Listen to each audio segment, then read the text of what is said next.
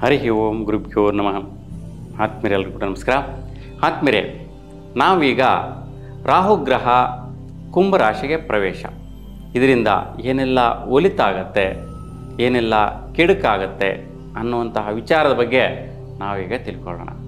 ನೋಡಿ, ಅದರಲ್ಲಿಯೂ ಈಗ ತುಲಾರಾಶಿಯವರಿಗೆ ಈ ಒಂದು ರಾಹುಗ್ರಹ ಬದಲಾಗ್ತಾ ಇರ್ತಕ್ಕಂತಹ ಒಂದು ಪ್ರಭಾವ ಯಾವ ರೀತಿ ಇರುತ್ತೆ ಅನ್ನುವಂಥದ್ದನ್ನು ಕೂಡ ನೋಡೋಣ.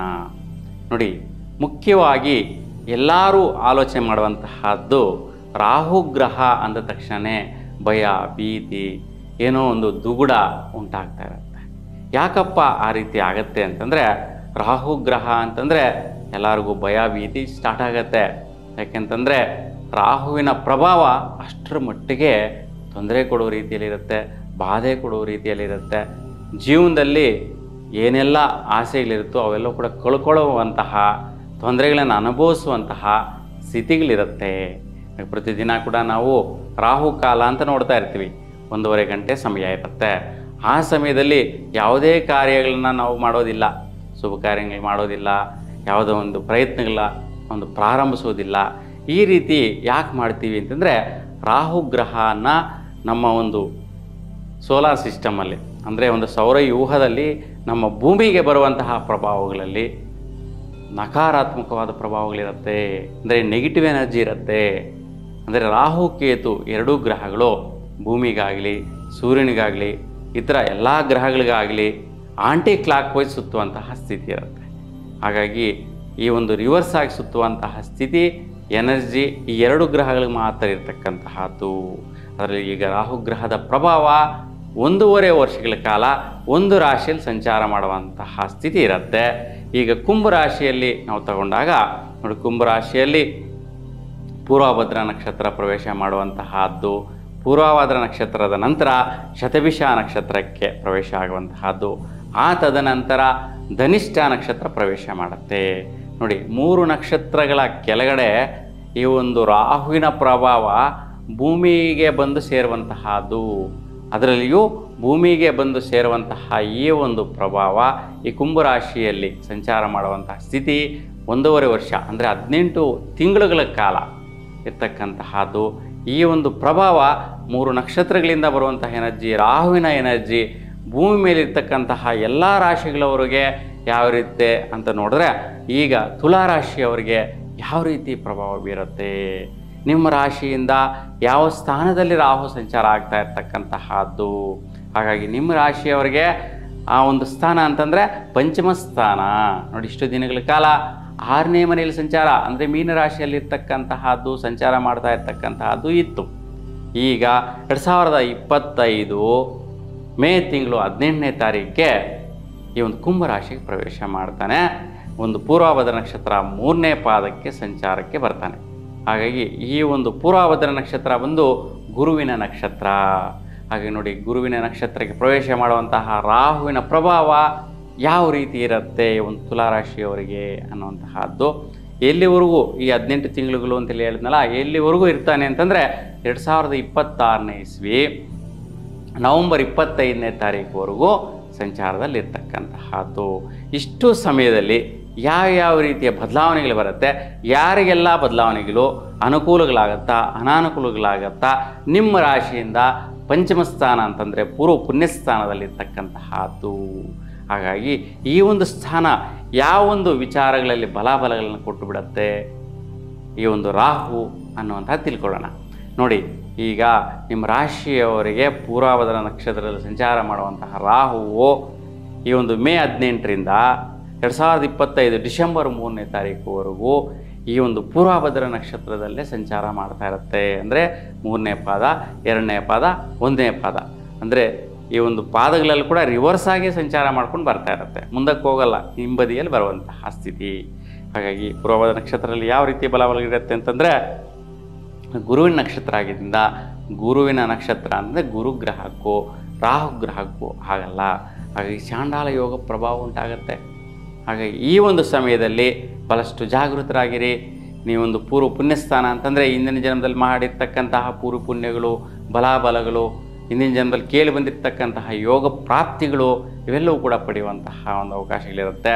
ಆದರೆ ಈ ಸಮಯದಲ್ಲಿ ನಿಮಗೆ ಕೈಗೆಟಕದಂಗೆ ಇಟಕಿ ಒಂದು ಮಿಸ್ ಆಗುವಂತಹದ್ದು, ತೊಂದರೆಗಳನ್ನು ಅನುಭವಿಸುವಂತಹದ್ದು, ಒಂದು ಒಳ್ಳೊಳ್ಳೆ ಸ್ಥಾನಮಾನಗಳು ಸಿಗುವಂಥ ಅವಕಾಶಗಳು ಕಂಡುಬರುತ್ತೆ. ಆದರೆ ಅಲ್ಲಿಗೆ ಹೋದಂತಹ ಸಂದರ್ಭದಲ್ಲಿ ನಿಮಗೆ ಅಪಮಾನ ಆಗುವಂತಹದ್ದು, ಅವಮಾನಿತರಾಗುವಂತಹ ಸ್ಥಿತಿ ಬಂದುಬಿಡುತ್ತೆ.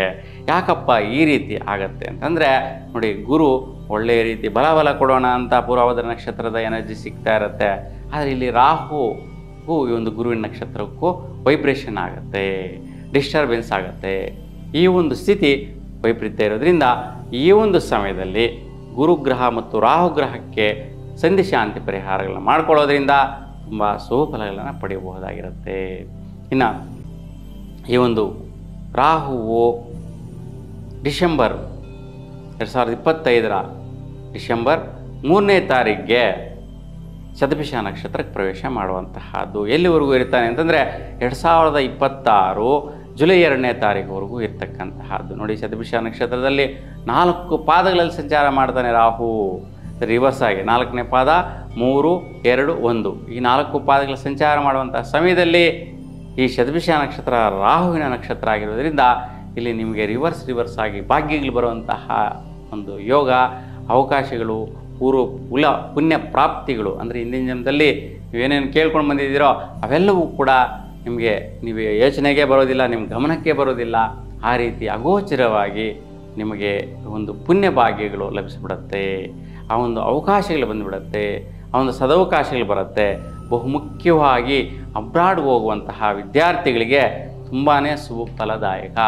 ಯಾರೆಲ್ಲ ವಿದ್ಯಾಭ್ಯಾಸ ಮುಗಿಸಿ ಇಲ್ಲ ಇನ್ನು ಉನ್ನತ ವ್ಯಾಸಂಗಕ್ಕೋಸ್ಕರ ಹೋಗ್ತಾ ಇರ್ತಕ್ಕಂತಹವರು, ಇಲ್ಲ ಉನ್ನತ ಉದ್ಯೋಗಕ್ಕೆ ಹೋಗ್ತಾ ಇರ್ತಕ್ಕಂತಹವರು, ಆದಾಯಗಳನ್ನು ಸಂಪಾದಿಸಬೇಕು ಅಂತ ಇರ್ತಕ್ಕಂತಹ ವಿದ್ಯಾಭ್ಯಾಸ ಮಾಡಿರ್ತಕ್ಕಂಥವ್ರಿಗೆಲ್ರಿಗೂ ಕೂಡ ಅಬ್ರಾಡ್ಗೆ ಹೋಗುವಂತಹ ಅವಕಾಶಗಳು. ನೀವು ಸುಮ್ಮನೆ ಅಪ್ಲೈ ಮಾಡಿದ್ರೆ ಸಾಕು, ವೀಸಾ ಅಪ್ರೂವಲ್ ಆಗುವಂತಹದ್ದು, ನಿಮಗೆ ಅಲ್ಲಿ ಕಂಪ್ನಿಗಳಲ್ಲಿ ನಿಮ್ಮ ಒಂದು ರೆಕಗ್ನಿಷನ್ ಸಿಗುವಂತಹದ್ದು, ಈ ಒಂದು ಅವಕಾಶಗಳು ಸಿಗುವಂತಹದ್ದು ಇರುತ್ತೆ. ಪ್ರಯತ್ನ ಮಾಡಿ. ಈ ಒಂದು ಸಮಯದಲ್ಲಿ ಇಷ್ಟು ಸಮಯ ತುಂಬ ಅತ್ಯದ್ಭುತವಾಗಿ ರಿವರ್ಸ್ ಆಗಿ ನಡೆಯುವಂತಹ ಯೋಗ ಫಲಗಳು ಚೆನ್ನಾಗಿ ಸಿಗುತ್ತೆ.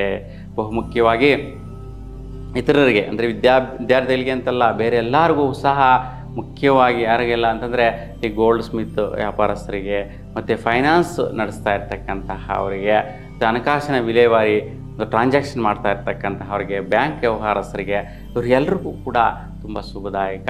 ವಿಶೇಷವಾಗಿ ಸ್ತ್ರೀಯರಿಗೆ ತುಂಬ ಸೌಖ್ಯ ಕೊಡುವಂತಹ ಸಮಯ ಈ ಸಮಯ ಆಗಿರುತ್ತೆ. ಮತ್ತು ನಿಮ್ಮ ಪ್ರಯತ್ನ ಕಾರ್ಯಗಳು ಬಲಾಬಲಗಳು ತುಂಬ ಅಭಿವೃದ್ಧಿಯಲ್ಲಿರುತ್ತೆ. ನೀವೇನೇ ಪ್ರಯತ್ನ ಮಾಡಿ ಸಾಧಿಸ್ತೀರಾ. ಮತ್ತು ನಿಮಗೆ ದೊಡ್ಡ ದೊಡ್ಡ ವ್ಯಕ್ತಿಗಳ ಜೊತೆ ಸಹಯೋಗ, ಮಿತ್ರತ್ವ ಆಗಿಬಿಡುತ್ತೆ. ವಿದ್ಯಾರ್ಥಿಗಳು ಅಷ್ಟೇ, ಬೇರೆ ಇತರ ಯಾವುದೇ ಒಂದು ವ್ಯಕ್ತಿಗಳು ಈ ಒಂದು ತುಲಾರಾಶಿಯಲ್ಲಿರ್ತಕ್ಕಂತಹ ಅವರಿಗೆ ಕೂಡ ಒಂದು ದೊಡ್ಡ ದೊಡ್ಡ ವ್ಯಕ್ತಿಗಳ ಒಂದು ಸಂಪರ್ಕ, ಅವರ ಒಂದು ಪರಿಚಯ, ಅವರ ಒಂದು ಸ್ನೇಹ, ಅದರಿಂದ ಒಳ್ಳೆಯ ರೀತಿಯ ಒಂದು ಅಭಿವೃದ್ಧಿ ಸಹಕಾರ ನಿಮಗೆ ಸಿಗುವಂತಹದ್ದಿರುತ್ತೆ. ಮತ್ತು ನಿಮಗೆ ಪ್ರಯತ್ನ ಏನೇ ಮಾಡಿ ದೊಡ್ಡ ದೊಡ್ಡ ಪ್ರಯತ್ನಗಳಿಗೆ ಕೈ ಹಾಕ್ತೀರಾ, ಸಕ್ಸಸ್ ಸಿಗುತ್ತೆ. ಈ ಒಂದು ಸಮಯ ಅತ್ಯುತ್ತಮವಾಗಿರುತ್ತೆ. ರಿವರ್ಸ್ ಆಗಿ ಆದರೂ ಕೂಡ ಬಲಾಬಲಗಳು ಕೊಟ್ಬಿಡುತ್ತೆ. ಏಕೆಂದರೆ ರಾಹುವಿನ ನಕ್ಷತ್ರದ ಪ್ರಭಾವ ನೇರವಾಗಿ ರಾಹುವಿನ ಮೇಲೆ ಬಿದ್ದು ಒಂದು ಭೂಮಿಗೆ ತಲುಪುವಂತಹದ್ದು, ನಿಮ್ಮ ರಾಶಿಗೆ ಸೇರುವಂತಹದ್ದು, ಈ ರೀತಿಯ ಫಲಾಫಲಗಳು ಸಿಗುವಂತಹ ಸ್ಥಿತಿ ನಿಮ್ಮದಾಗಿರುತ್ತೆ. ಇನ್ನು ಈ ಒಂದು ರಾಹು ಗ್ರಹವು ಧನಿಷ್ಠ ನಕ್ಷತ್ರಕ್ಕೆ ಪ್ರವೇಶ ಮಾಡುವಂತಹದ್ದು ಈ ಒಂದು 2026 ಜುಲೈ 2ನೇ ತಾರೀಕಿಂದ ಆಚೆಗೆ ಈ ಒಂದು ಧನಿಷ್ಠ ನಕ್ಷತ್ರದಲ್ಲಿ 4ನೇ ಪಾದ ಮತ್ತು 3ನೇ ಪಾದದಲ್ಲಿ ಪ್ರವೇಶ ಮಾಡಿಕೊಂಡಿರುತ್ತೆ. ಅದು ಕುಂಭರಾಶಿಯಲ್ಲಿ. ಎಲ್ಲಿವರೆಗೂ ಇರ್ತಾನಪ್ಪ ಅಂತಂದರೆ 2026 ನವಂಬರ್ 25ನೇ ತಾರೀಕುವರೆಗೂ ಕೂಡ ಇರ್ತಕ್ಕಂತಹದ್ದು. ಹಾಗೆ ಈ ಒಂದು ಕೊನೆಯ ಸಮಯದಲ್ಲಿ ಧನಿಷ್ಠ ನಕ್ಷತ್ರ ಕುಜಗ್ರಹದ ನಕ್ಷತ್ರ. ಹಾಗಾಗಿ ಕುಜಗ್ರಹಕ್ಕೂ ರಾಹುಗ್ರಹಕ್ಕೂ ಪರಿಪೂರ್ಣವಾದಂತಹ ಶತ್ರುಭಾವ ಇರುತ್ತೆ. ಹಾಗಾಗಿ ಪರಮಶತ್ರು ಆಗಿರುತ್ತೆ. ಹಾಗಾಗಿ ಈ ಒಂದು ಸಮಯ ತುಂಬಾ ಜಾಗೃತಿಯಿಂದಿರಬೇಕು. ಯಾವುದೇ ಒಂದು ದೊಡ್ಡ ದೊಡ್ಡ ಕೈಗೆ ಎಟುಕುವಂತಹ ಕೆಲಸಗಳಿಗೆ ಕೈ ಹಾಕಬೇಡಿ. ಮತ್ತು ಯಾವುದೇ ಒಂದು ಪ್ರಯತ್ನ ಕಾರ್ಯಗಳಿಗೆ ಪ್ರಯತ್ನ ಮಾಡೋಕ್ಕೆ ಹೋಗಬೇಡಿ. ದುಡ್ಡು ಕಾಸು ವಿಚಾರದಲ್ಲಿ ತುಂಬ ಜಾಗೃತರಾಗಿರಬೇಕು. ಈ ಸಮಯದಲ್ಲಿ ಸಂಪಾದಿಸಿರ್ತಕ್ಕಂತಹ ದುಡ್ಡು ಎಲ್ಲವೂ ಕೂಡ ಯಾರೋ ಒಂದು ವ್ಯಕ್ತಿಗಳು ಕೇಳೋದ್ರಿಂದ ಅಥವಾ ಒಂದು ನಿಮ್ಮ ಹತ್ರದಿಂದ ತಗೊಳ್ಳೋದ್ರಿಂದ ನಿಮಗೆ ಬರುವ ಸಾಧ್ಯತೆಗಳು ಇರೋದಿಲ್ಲ. ಮತ್ತು ಬಹುಮುಖ್ಯವಾಗಿ ದಂಪತಿಗಳು ತುಂಬ ಜಾಗೃತಿಯಿಂದ ಇರಬೇಕು. ನೋಡಿ, ಡೇಟ್ ಜ್ಞಾಪಕ ಮಾಡ್ಕೋಬೇಕು. ನಿಮ್ಮ ಜಾತಕಗಳಲ್ಲೂ ಕೂಡ ಈ ಒಂದು ಸ್ಥಾನದಲ್ಲಿ ಏನಾದರೂ ಈ ಸಮಯದಲ್ಲಿ ನಿಮಗೆ ಜಾತಕದಲ್ಲಿ ಇತ್ತು ಅಂತಂದರೆ, ರಾಹು ತುಲಾರಾಶಿಯವರಿಗೆ ಕುಂಭರಾಶಿಯಲ್ಲಿ ನಿಮ್ಮ ಜಾತಕಗಳಲ್ಲಿ ಇತ್ತು ಅಂತಂದರೆ, ಈ ಸಮಯದಲ್ಲಿ ಈ ಒಂದು ಪ್ರಯೋಗಗಳು ಬಹಳಷ್ಟು ನಡೆಯುತ್ತೆ. ಹಾಗಾಗಿ ಈ ಒಂದು ದಂಪತಿಗಳಿಗೆ ತುಂಬ ಅಡಚಣೆಗಳು ಆಗುವಂತಹದ್ದು, ತೊಂದರೆಗಳುಂಟಾಗುವಂತಹದ್ದು, ಗಂಡ ಹೆಂಡತಿ ಮಧ್ಯೆ ಕ್ಷುಲ್ಲಕವಾದಂತಹ ಕಾರಣಗಳಿಗೆ ದೊಡ್ಡದಾದಂತಹ ಒಂದು ತೊಂದರೆಗಳವರೆಗೂ ಕೂಡ ಗಲಾಟೆ, ಒಂದು ವೈರಾಗ್ಯ, ವೈಷಮ್ಯ, ದ್ವೇಷ, ಮನೆಯಲ್ಲಿ ಅವರಿಗೆ ಪ್ರಾಣಗಳಿಗೆ ಕುತ್ತಾಗುವಷ್ಟರ ಮಟ್ಟಿಗೆ ಒಬ್ರಿಗೊಬ್ಬರು ತುಂಬ ದೂಷಿಸ್ಕೊಳ್ಳುವಂಥ ಸ್ಥಿತಿಗೆ ಹೊರಟೋಗ್ತಾರೆ.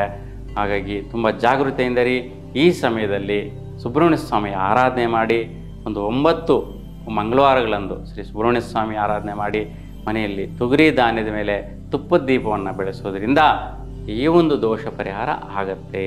ಹಾಗಾಗಿ ಒಟ್ಟಾರೆಯಾಗಿ ಈ ಒಂದು 3 ನಕ್ಷತ್ರಗಳ ಪ್ರಭಾವ, ರಾಹುವಿನ ಪ್ರಭಾವ ತುಲಾರಾಶಿಯ ಮೇಲೆ ಈ ರೀತಿಯ ಒಂದು ಸ್ಥಿತಿಯಲ್ಲಿರ್ತಕ್ಕಂತಹದ್ದು. ಹಾಗೆ ನಾನು ತಿಳಿಸಿರ್ತಕ್ಕಂಥ ಈ ಪರಿಹಾರಗಳೆಲ್ಲವೂ ಕೂಡ ನೀವು ಆ ಒಂದು ಕಾಲಕ್ಕೆ ತಕ್ಕಂತೆ ನೀವು ಪರಿಹಾರ ಮಾಡಿಕೊಂಡೇ ಇದ್ದೆ ಆದರೆ ನೀವು ಒಂದು ಒಳ್ಳೆಯ ರೀತಿಯ ಒಂದು ಪ್ರತಿಫಲಗಳನ್ನ ಪಡಿಬೋದು. ಯಾಕಪ್ಪ ಅಂತಂದರೆ, ರಾಹು ಹೇಳ್ತಾ ಇದ್ದೆ ದುಷ್ಟಗ್ರಹ, ಪೀಡಗ್ರಹ ಅಂತ, ಆದರೂ ಸಹ ಇರ್ತಕ್ಕಂತಹ ಸ್ಥಾನ ಬಂದು ಷಷ್ಠಾಷ್ಟಮ ವ್ಯಯ ಸ್ಥಾನ ಅಲ್ಲ, ಪಂಚಮ ಸ್ಥಾನದಲ್ಲಿ ಸಂಚಾರ. ಹಾಗಾಗಿ ಪಂಚಮ ಸ್ಥಾನದಲ್ಲಿ ಸಂಚಾರ ಮಾಡುವಂತಹ ಸಮಯದಲ್ಲಿ ಕೆಟ್ಟ ಗ್ರಹಗಳು ಕೂಡ ಶುಭ ಫಲಗಳನ್ನು ಕೊಡುವಂತಹ ಒಂದು ಬಲ ಆ ಗ್ರಹಗಳಿಗಿರುತ್ತೆ. ಹಾಗಾಗಿ ಗ್ರಹಗಳಿಗೆ ನಿಮ್ಮ ರಾಶಿ ಮೇಲೆ ಯಾವುದೇ ರೀತಿ ಕೋಪ, ತಾಪ, ಒಂದು ದೇಶ ಇರೋದಿಲ್ಲ. ಆದರೂ ಕೂಡ ಆ ಸ್ಥಾನದಿಂದ ನೋಡ್ತಾ ಇರ್ತಕ್ಕಂಥ ಸ್ಥಿತಿ ನಿಮಗೆ ಪೂರ್ವ ಪುಣ್ಯಸ್ಥಾನ ಆಗಿರೋದ್ರಿಂದ ಒಳ್ಳೆಯ ಒಂದು ಸೌಭಾಗ್ಯ ಅಂತೇಳಿ ಹೇಳ್ಬೋದು, ಉತ್ತಮ ಫಲ ಅಂತೇಳಿ ಹೇಳ್ಬೋದು. ಸಂಚಾರ ಮಾಡುವಂಥ ರಾಹುವಿನ ಸ್ಥಿತಿ ಒಳ್ಳೆಯ ಯೋಗ್ಯತೆಗಳನ್ನು ನಿಮ್ಮ ಜೀವನದಲ್ಲಿ ಮಾರ್ಪಾಟುಗಳನ್ನು ಕೊಟ್ಬಿಡತ್ತೆ. ಈ ಸಮಯದಲ್ಲಿ ಯಾರಿಗೆಲ್ಲ ರಾಹು ದಶೆ ನಡೀತಾ ಇದೆ, ರಾಹು ಭುಕ್ತಿ ನಡೀತಾ ಇದೆ, ನಿಮ್ಮ ಜಾತಕಗಳಲ್ಲಿ ನೀವು ನೋಡ್ಕೋಬೇಕು. ಆ ಒಂದು ನೋಡಿಕೊಂಡಾಗ ಈ ಒಂದು ರೀತಿ ದಶೆ ಆಗಲಿ, ಮತ್ತು ನಿಮ್ಮ ರಾಶಿಯಿಂದ ಪಂಚಮದಲ್ಲೇ ಯಾರಿಗೆಲ್ಲ ರಾಹು ಇರ್ತಾನೆ ಅಂತಹವರಿಗೆ ಇವಾಗ ತುಂಬ ಶ್ರೇಷ್ಠವಾದಂಥ ಕಾಲ ಈ 1.5 ವರ್ಷಗಳ ಕಾಲ ಅಂತೇಳಿ ಹೇಳ್ಬೋದು. ಒಟ್ಟಾರೆಯಾಗಿ ಎಲ್ರಿಗೂ ಕೂಡ ರಾಹುಗ್ರಹಕ್ಕೆ ಆದಿದೇವತೆಯಾದಂತಹ ಒಂದು ಶಕ್ತಿ ಮಾತಾ ದುರ್ಗಾ ಮಾತಾ ದೇವಿಯ ಅನುಗ್ರಹ ಸದಾಕಾಲ ನಿಮ್ಮ ಮೇಲೆ ಇರಲಿ ಅಂತ ದೇವಿಯನ್ನು ಪ್ರಾರ್ಥಿಸ್ತಾ ಎಲ್ಲರೂ ಕೂಡ ಶುಭವಾಗಲಿ. ನಮಸ್ಕಾರ.